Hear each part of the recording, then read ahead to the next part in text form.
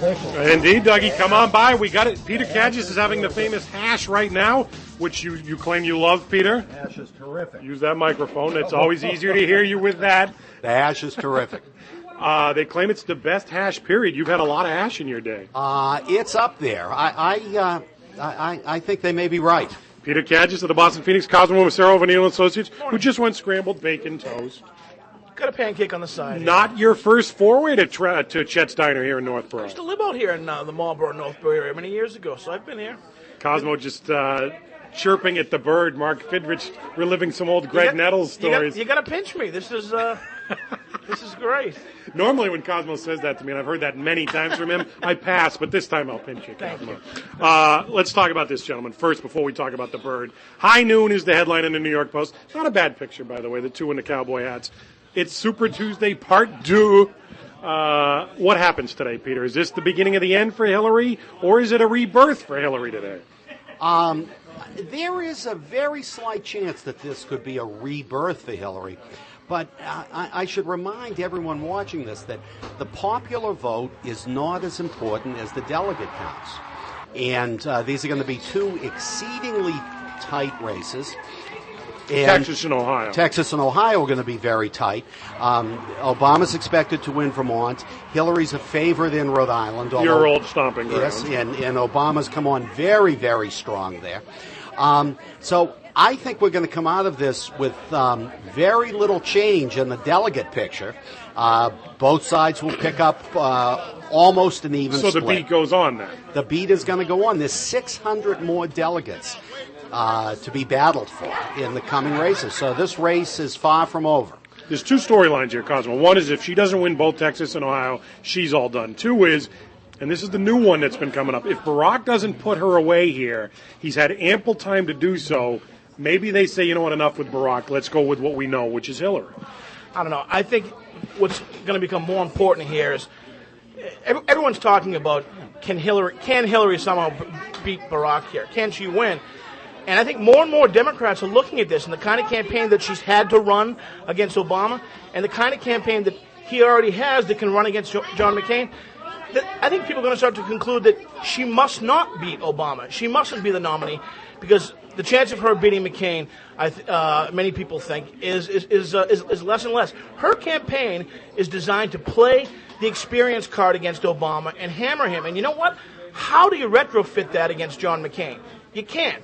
Obama's got a campaign that can easily transition into the November general election. I think that's very important. I think people are starting to realize that, and that's part of what's feeding into why Democrats are very concerned about where this is going. It also is part of the reason why people just want to write her off. And Peter is right. It's still too early to write her off. But well, isn't that part of the story here, which is that pundits that have been wrong the entire primary process are now telling Hillary, you should get out of the race. Yeah. I mean, who are they to be telling her? They've been wrong the whole step. Well, no one should be telling anyone to be getting out of the race. You know, the voters, for the first time in years, are reasserting their constitutional right to choose a president. And I think the most interesting story to be told here is for those of us in the press to sit back, see what the voters do, and after the fact, explain how it came together. There is a little irony here, of course, because Hillary was one of the Democrats that told Joe Lieberman he should drop out after he lost the primary in Connecticut, and we saw what happened with Lieberman. He's still in the Senate, so a little hoist on her own petard, perhaps, here. Absolutely. Again, let's let the voters have their say here and make the decision. I do think it's instructive, though, to look at these two candidates and see who is really positioned to run the best campaign against John McCain. Well, it's interesting to pick up on Cosmo's point here. Rush Limbaugh yesterday was urging Republicans to hold their noses and vote in Democratic primaries, vote for Hillary, because, face it, to some Republicans, Hillary is the devil lady. Your headline tomorrow will be Play On. Play On. Yours will be? That sounds about right. I think there's going to be a split here. I think she's going to take Ohio, very likely, and he'll take Texas. If she takes Texas, she's back, I think, right there, if not, and then some. Could be a very interesting night. Cosmo, let's get a little closer to home for you, my friend. Your favorite place outside of Chet's Diner, as you have admitted on the air, Chuck E. Cheese. It's your hangout. You love it. You go there quite often. We had a big mail. Wait, can we mention that I bring the 5-year-old? Is that okay? Okay, sure. I thought you left him home. We can't confirm the I 5-year-old. don't think they let you in without a kid. At least they shouldn't. You heard the story. Melee over the weekend at the Chuck E. Cheese in Framingham. Punches thrown by 2 different women. A, have you ever thought about throwing a haymaker at Chuck E. Cheese? B, or a Natick, not Framingham. And B, are you shocked at this story? Sometimes things get a little agitated around the Donkey Kong machine. Is Donkey Kong even a video game? Oh, yes, it is. We try to keep the decorum appropriate in Chucky.